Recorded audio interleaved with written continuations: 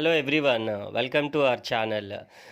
మరిన్ని వీడియోస్కి సబ్స్క్రైబ్ చేయండి, అలాగే పక్కనున్న బెల్ ఐకాన్ క్లిక్ చేయండి.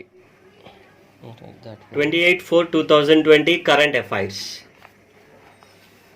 Which authority has allowed CSCs?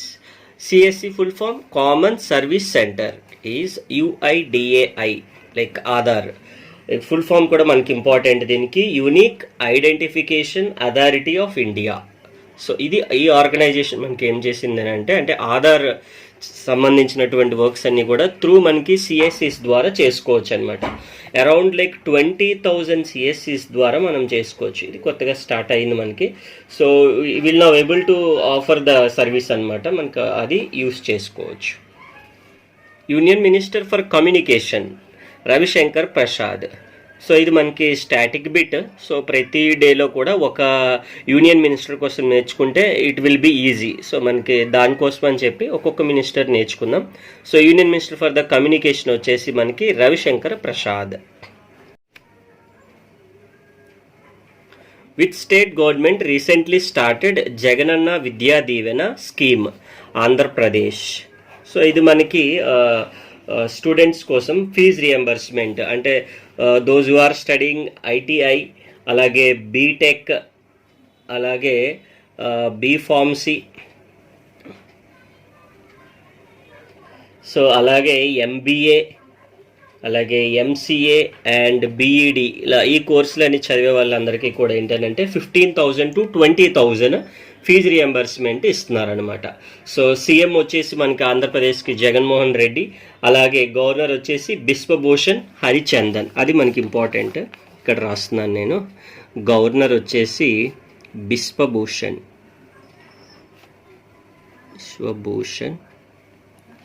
Harichandan.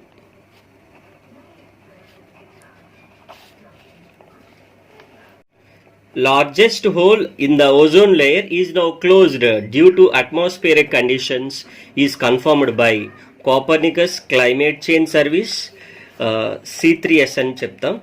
అలాగే కోపర్నికస్ అట్మాస్ఫియరిక్ మానిటరింగ్ సర్వీసెస్. అంటే డ్యూ టు దిస్ మనకి ఇప్పుడు ప్రెసెంట్ ఉన్న అట్మాస్ఫియరిక్ కండిషన్స్ వల్ల so largest hole of the ozone layer వచ్చి క్లోజ్ అయిందనమాట.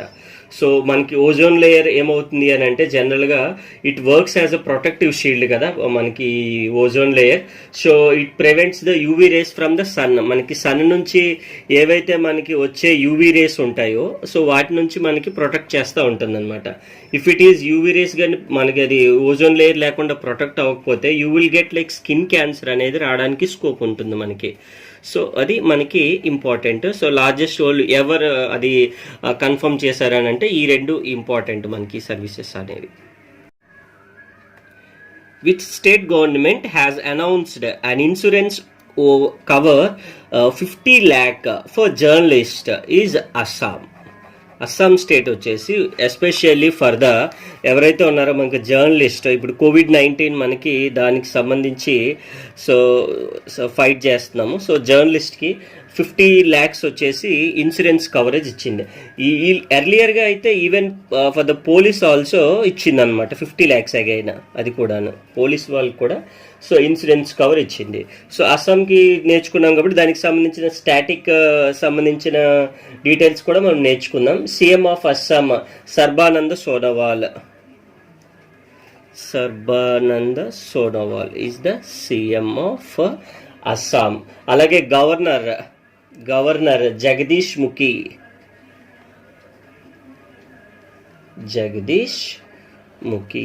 అస్సాం క్యాపిటల్ తెలుసు మనకి దిస్పూర్. సో ఒకసారి అన్ని రివిజన్ చేసుకుంటే సరిపోతుంది. అలాగే ఇందులో ఓవరాల్గా అయితే 33 డిస్ట్రిక్ట్స్ ఉన్నాయి అస్సాంలో, 33 డిస్ట్రిక్ట్స్. అలాగే స్టేట్ హుడ్ వచ్చేసి 1950లో వచ్చింది. సో అలాగే ఇక్కడ మనకి అస్సాం కోసం ఎప్పుడైనా నేర్చుకునేటప్పుడు బిహు అనే ఒక డ్యాన్స్ ఉంటుంది, వెరీ ఫేమస్ డ్యాన్స్. అది కూడా మనకి ఇంపార్టెంట్. అంటే which of the following dance is related to the Assam అలా అడుగుతూ ఉంటాడు. లేదా Bihu is a famous dance which related to the state Assam అలా. సో ఇవన్నీ కూడా మనకి స్టాటిక్ డీటెయిల్స్. అవి నేర్చుకున్నా కూడా బిట్ని ఈజీగా చేయగలుగుతాం మనం. BRICS ministerial video conference will be hosted by Russia. So BRICS అంటే మనకు తెలుసు already Brazil, Russia, India, China, South Africa. ఇవి ఓవరాల్గా ఉండే మనకి ఈ 5 కంట్రీస్ ఇంటర్నేషనల్కి సంబంధించినవన్నీ కూడా బ్రిక్స్ అనేవి వస్తాయన్నమాట. బ్రెజిల్, రష్యా ఈ కంట్రీస్ అన్నీ కూడా. అసలు జనరల్గా ఎయిమ్ ఏంటంటే international relationships and like mainly focus on the impact of COVID-19 pandemic అనమాట. సో ఇది మనకి వీడియో కాన్ఫరెన్స్ ద్వారా అయింది. So like hosted by Russia. External affairs minister of India Jaishankar.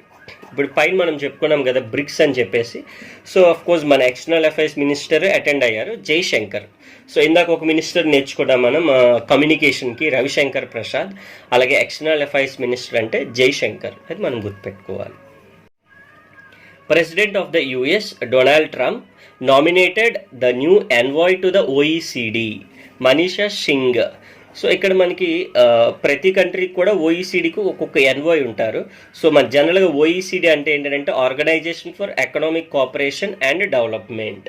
So ఇది వచ్చేసి 1961లో మనకి ఎస్టాబ్లిష్మెంట్ అయింది. టోటల్ కంట్రీస్ వచ్చి 36, వీటిని మనం మెంబర్స్ అని పిలుస్తాం. సో మెంబర్స్, ఇది వచ్చేసి ఎప్పుడు ఫౌండెడ్ అయింది అనేది అది ఇంపార్టెంట్. హెడ్ క్వార్టర్స్ వచ్చి ప్యారిస్లో ఉంది, అంటే లైక్ ఫ్రాన్స్లో ఉంది, అది ఇంపార్టెంట్. ఈ మనీషా సింగ్ అనేది already she like currently assistant secretary of the state and economic business అఫైర్స్కి ఉన్నారు ఆల్రెడీ. సో అసిస్టెంట్ సెక్రటరీగా, సో దానికి లైక్ ప్రమోట్ చేశారు ఓఈసీడీ ఎన్ఓ కింద. World day for safety and health at work is observed on 28th April. So of course ప్రతి current అఫైర్స్లో కూడా ఒక ఇంపార్టెంట్ డే ఉంటుంది. సో అది మనం ఖచ్చితంగా నేర్చుకుంటే ఎగ్జామ్లో వచ్చే 1 or 2 బిట్స్ డేస్కి సంబంధించిన ఈజీగా చేయగలుగుతాం మనం. ఇప్పుడైతే safety and health at work. So ఇది వచ్చేసి 28th మనకి ఏప్రిల్లో ఉంది. సో మెయిన్ థింగ్ వచ్చేసి ఏంటంటే aim is to promote safe and healthy and decent work అనమాట. ఎవరు చేస్తారని అంటే ILO, ఇంటర్నేషనల్ లేబర్ ఆర్గనైజేషన్. ఎప్పటి నుంచి చేస్తుంది అని అంటే 2003 నుంచి. So international organisation very famous. అంటే ఎప్పటి నుంచి ఉందనంటే 1919 నుంచి ఉంది. హెడ్ క్వార్టర్స్ వచ్చి లండన్లో ఉంది, అది కూడా మనకి ఇంపార్టెంట్ కరెంట్ అఫైర్.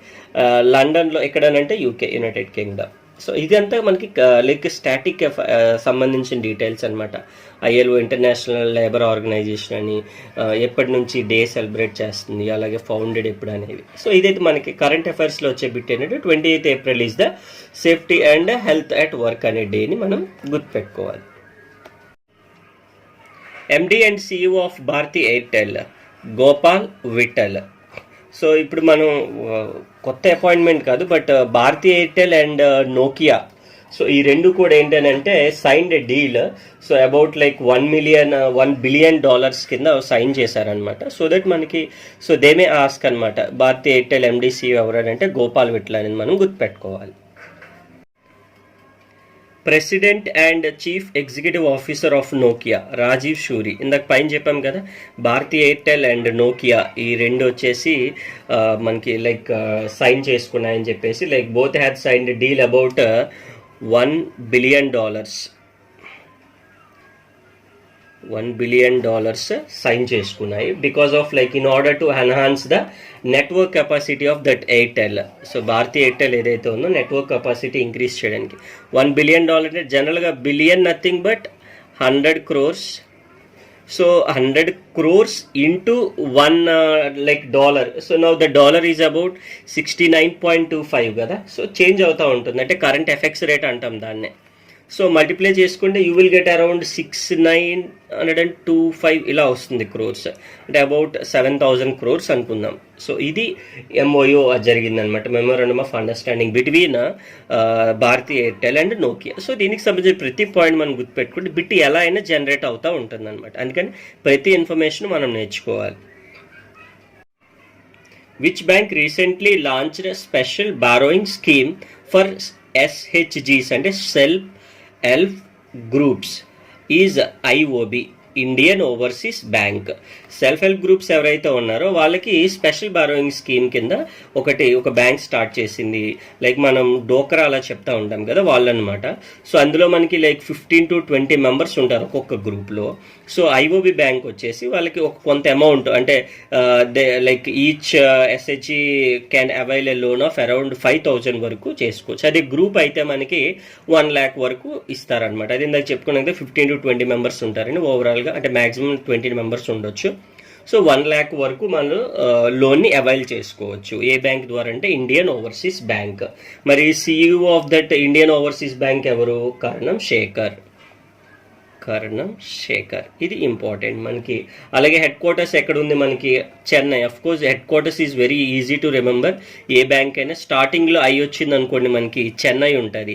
ఐ అనేది ఎండింగ్లో వస్తే ముంబై ఉంటుంది. అది మనం నెక్స్ట్ బ్యాంకింగ్కి సంబంధించిన క్లాస్లో చెప్పుకుందాం. హెడ్ క్వార్టర్స్ ఎక్కడెక్కడ ఉన్నాయి, ఇంటర్నేషనల్ ఆర్గనైజేషన్ హెడ్ క్వార్టర్స్ ఎక్కడ ఉన్నాయి అనేటప్పుడు హెడ్ క్వార్టర్స్ కోసం క్లియర్గా చెప్పుకుందాం. ఇవి ఈరోజు current affairs. Thank you for viewing and subscribe చేయండి, అలాగే షేర్ చేయండి. Thank you so much.